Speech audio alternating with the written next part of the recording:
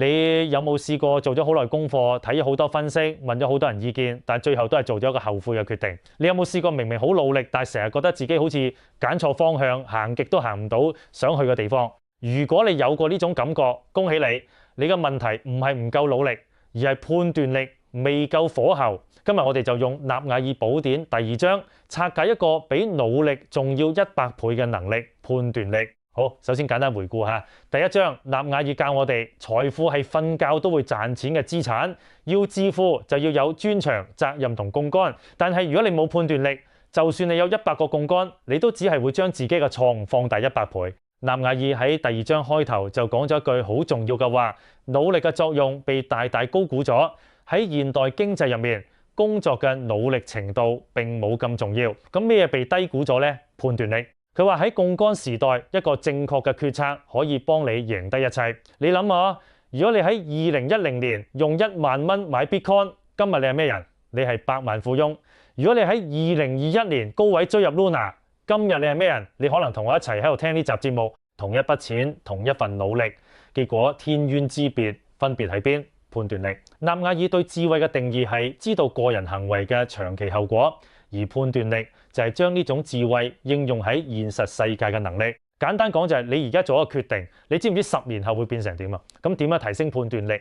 納瓦爾俾咗幾個好實用嘅方法。第一，清晰思考。納瓦爾話，真正聰明嘅人係可以將複雜嘅嘢講到一個5歲細路哥都明。你試下同你阿媽解釋咩叫區塊鏈，如果你講極佢都唔明，咁可能你自己都未真正明。納瓦爾好推崇物理學家費曼，費曼可以用3頁紙解釋晒數學嘅本質，由數字講到微積分、邏輯一條龍。佢嘅方法係，如果你想測試自己係咪真明一個概念，就試一試用最簡單嘅語言教識一個5歲細路。如果你做唔到，即係你未真正明，呢個就係費曼學習法喎。納瓦爾仲話要掌握基礎知識，唔好死記硬背複雜概念，因為死記嘅嘢你唔會真係用得着。佢話一個領域嘅最新概念，往往未經充分驗證，與其追逐潮語，不如牢牢掌握基礎。第二，擺脫自我束縛，呢點好重要。納瓦爾話，阻礙我哋看清現實嘅最大因素，就係我哋對現實應該係點樣有先入為主嘅印象。佢話痛苦時刻嘅一個定義係，當你見到事物嘅真面目唔係你想要嘅樣，你就會痛苦。舉個例，你以為自己嘅生意做得好地地，但其實你只係無視咗生意唔好嘅跡象，結果生意失敗，你痛苦萬分。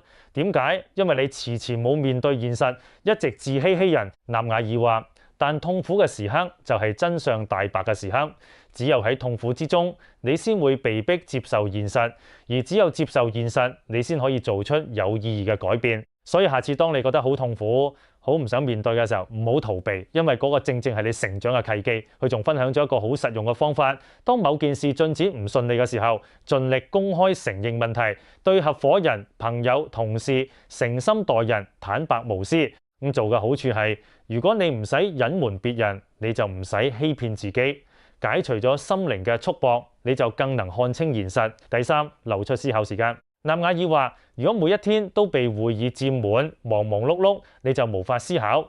沒有思考，你就唔會有出色嘅商業創意，亦唔可能做出正確嘅判斷。佢建議每週至少花1日時間嚟思考，最好2日。你可能會話，我邊有咁多時間呀？但納瓦爾嘅反問係，你冇時間思考，但你有時間犯錯。一個錯誤決定嘅代價遠遠大過你每週花1日思考嘅成本。佢話有限嘅大腦才能產生偉大嘅創意。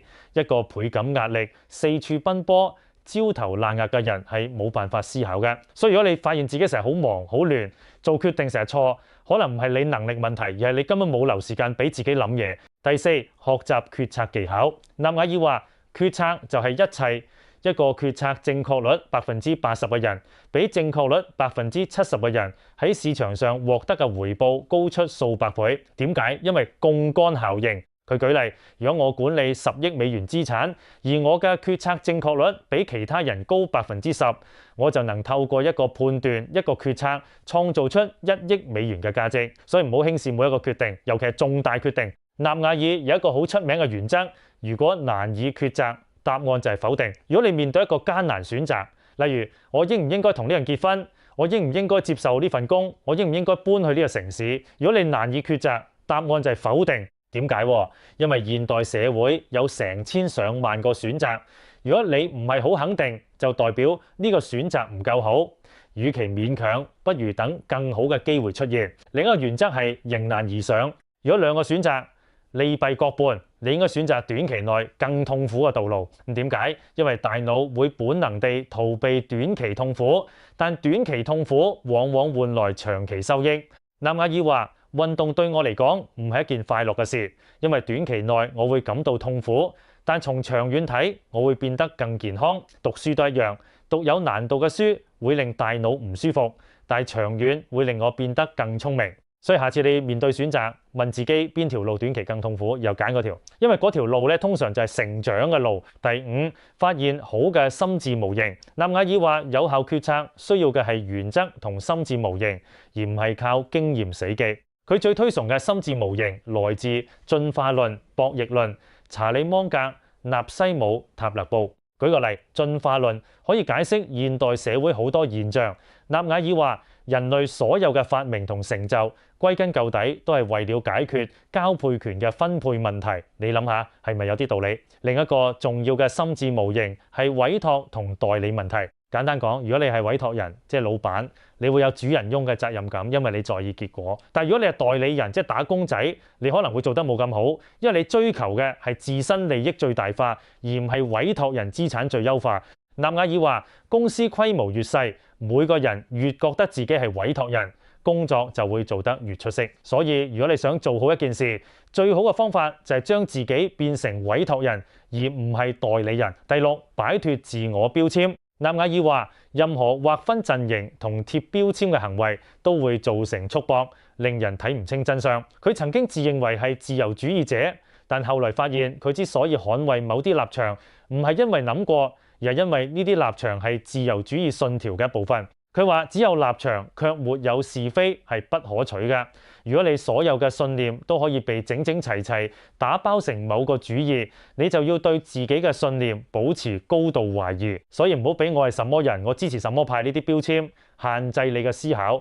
真相就係真相，唔理你係咩立場。最後，納瓦爾講到一個好重要嘅習慣：閱讀。佢話建立新嘅心智模型最有效嘅方法就係海量閱讀。佢建議每天花1個鐘閱讀科學、數學同哲學類書籍，7年內你就可能躋身少數成功人士之列。但佢閱讀嘅方法好特別喎，佢唔會逼自己讀完一本唔中意嘅書。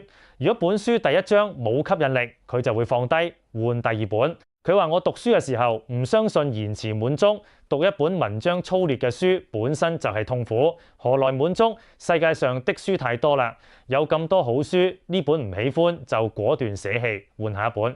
佢仲話：不要讀暢銷書，不要看新聞，避免加入任何讀書會，避免追求任何嘅社群認同，把真理置於社群認同之上。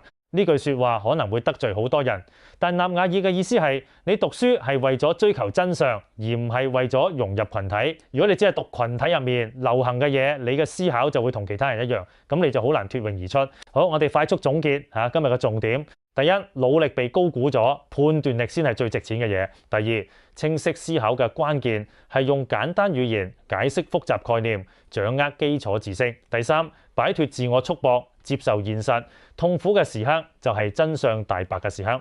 第四，每週至少留一日思考，唔好俾忙碌殺死你嘅創意。第五，難以抉擇就揀唔好，利弊各半就揀短期更痛苦嘅路。第六，學習進化論、博弈論、查理芒格等心智模型。第七，唔好俾標籤限制你嘅思考。第八，海量閱讀，但只讀你覺得有價值嘅書，唔好為咗社交認同而讀。今日返去之後，我邀請你做3個行動。第一，諗一個你最近做錯決定，問自己當時我忽略咗咩事實，我有冇因為我覺得應該係咁而拒絕接受現實。